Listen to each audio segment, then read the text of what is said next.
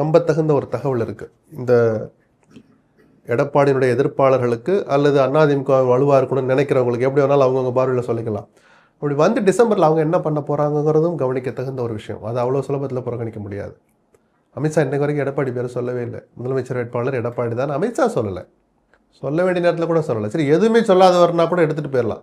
அதிமுகலேருந்து ஒரு முதலமைச்சர் ஆவார்னு கூட்டணிக்கு வந்த பிறகும் சொல்கிறார். எங்களுக்கு கூட்டணிக்கு தலைவர் தேசிய அளவில் மோடி, தமிழ்நாட்டில் எடப்பாடின்னு சொன்ன பிறகும் பிரிண்ட்டுக்கு கொடுக்குற பேப்பரில் கொடுக்குற பேட்டியில் என்ன சொல்கிறார்?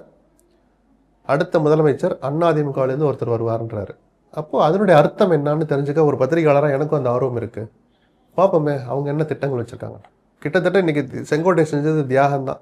பதவி எதுவும் போனாலும் பரவாயில்லன்னு சொல்கிறேன். தியாகத்தை செய்கிறதுக்கு துணிந்த செங்கோட்டையன் மாதிரி எல்லோரும் இருப்பாங்கன்னு நம்ம எதிர்பார்க்க முடியாது. அதுக்கு அவசியமும் இல்லை. ஒரு தடவை ஒன்று பண்ணால் என்னன்னு தெரிஞ்ச பிறகு அதே தப்பு இன்னொருத்தவங்க செய்வாங்களா?